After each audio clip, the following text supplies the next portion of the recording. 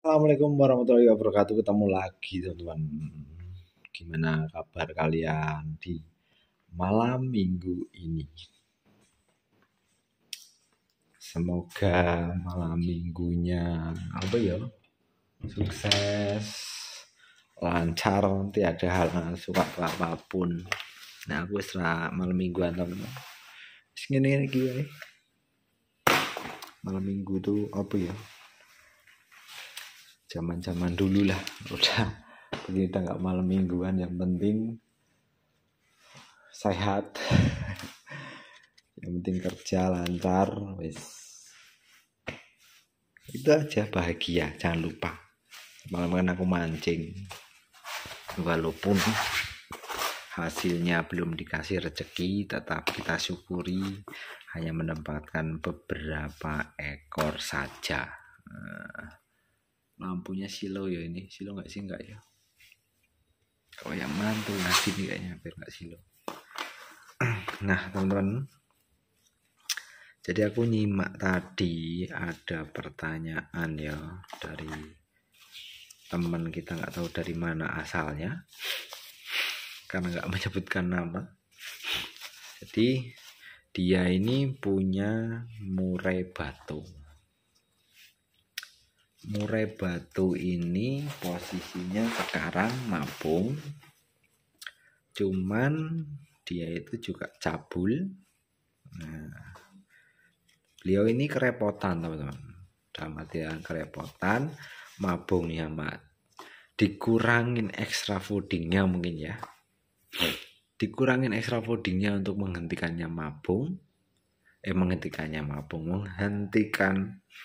cabulnya, tapi malah mabungnya macet.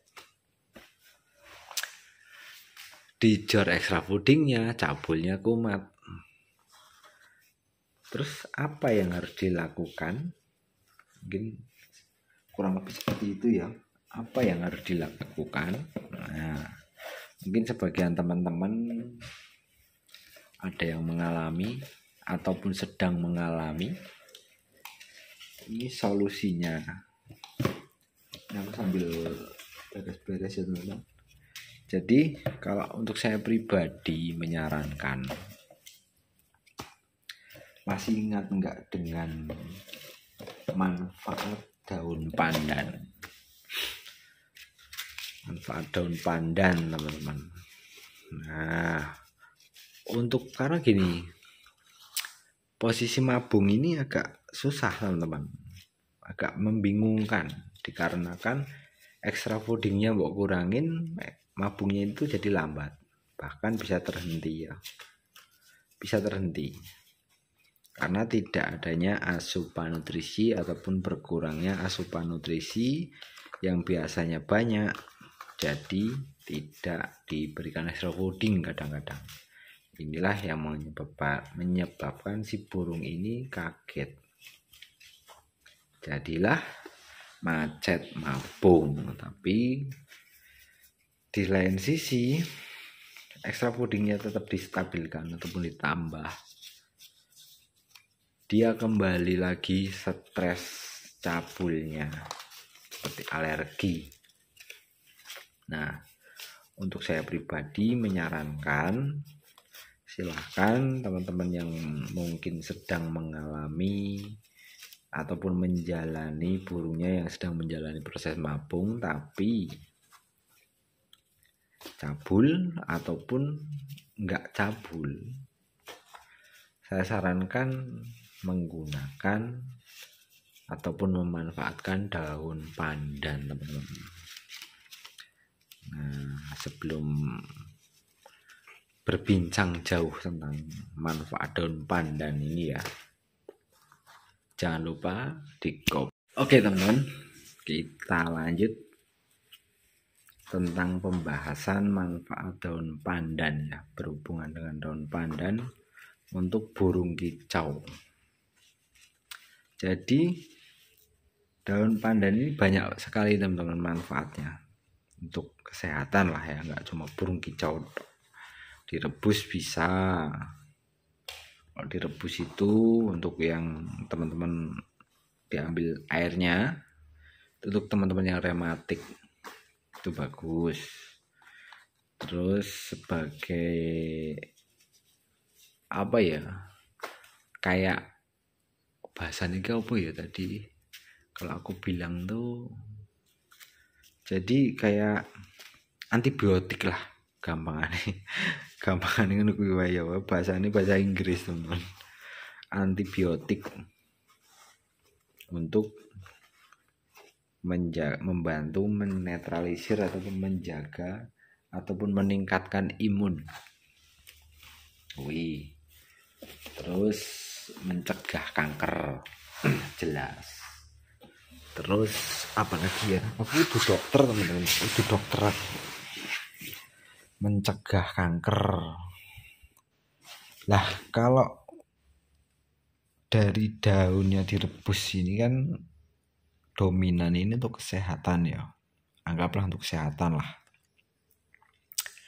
Untuk burung sendiri ya, dan untuk manusia aromanya itu bagus untuk seperti menenangkan hati, menenangkan pikiran ya. Jadi mengantisipasi ataupun menstabilkan tingkat apa ya, kalau orang bilang tuh ya, analisanya tuh kayak meredam. Jadi ketenangan ataupun meredam stres seperti itu. Nah, untuk teman-teman yang burung-burungnya cabul tapi nggak posisi mabung pun itu bisa diberikan daun pandan, karena cabul ini banyak teman-teman, banyak penyebabnya ya, bukan penyebabnya sih, kemungkinannya itu banyak. Bisa jadi burung ini karena nggak pernah dipakein sampo mandinya, jadi kutuan, itu juga bisa jadi.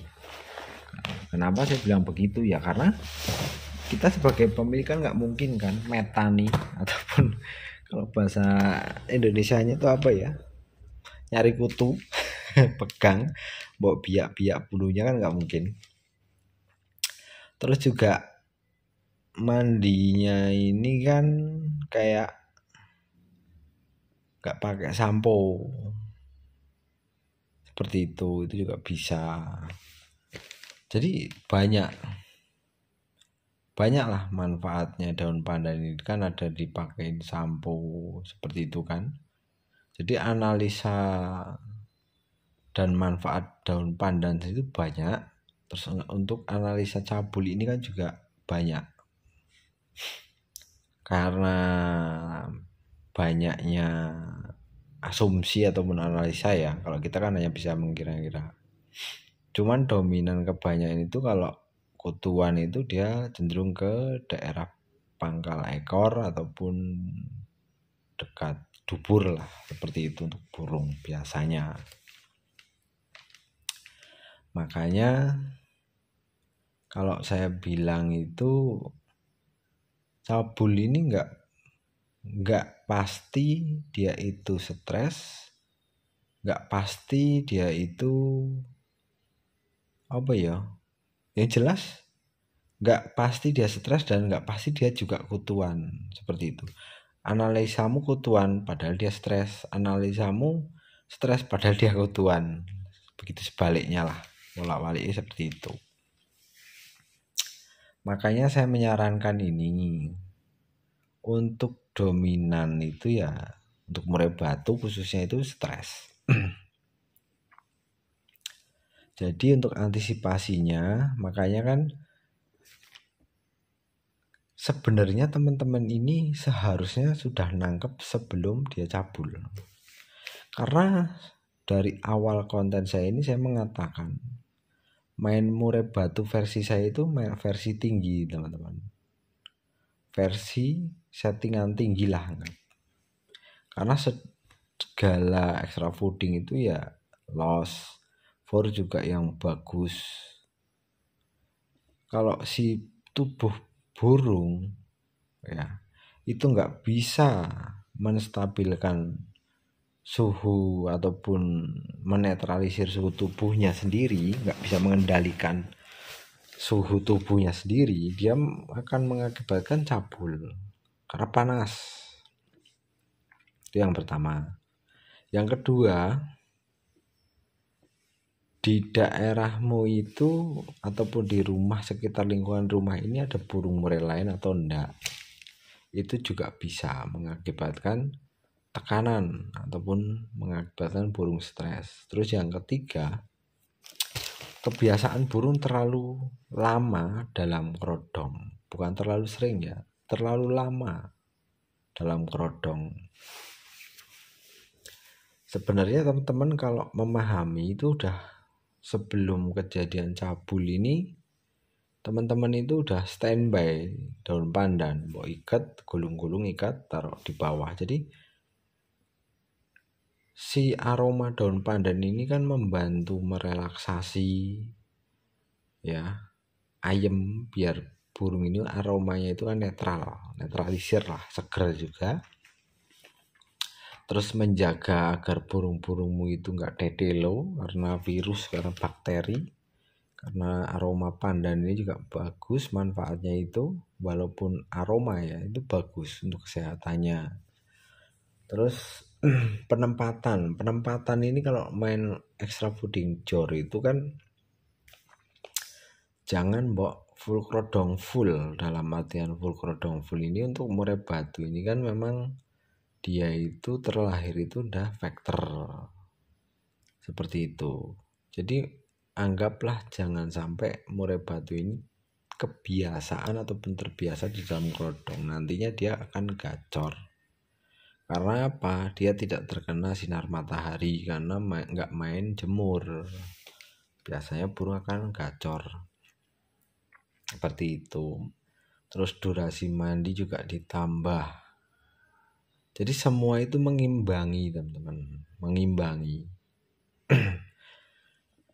Kenapa harus mengimbangi? Karena kalau dari salah satunya ini, dari mandinya, dari tempatnya, penempatan, terus dari extra fooding, itu harus saling mengimbangi. Semakin dijor, semakin panas suhu tubuhnya ya. Burung ini kalau terlalu lama di dalam kerodong itu akan stres karena panas.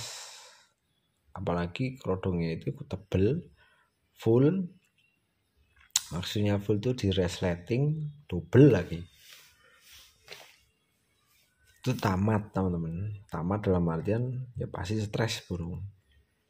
Makanya kan tak saranin buka separuh ataupun dibuka sletingnya supaya ada udara masuk, paling enggak dia itu bisa mengetahui lingkungan luar seperti itu, walaupun hanya mengintip ya.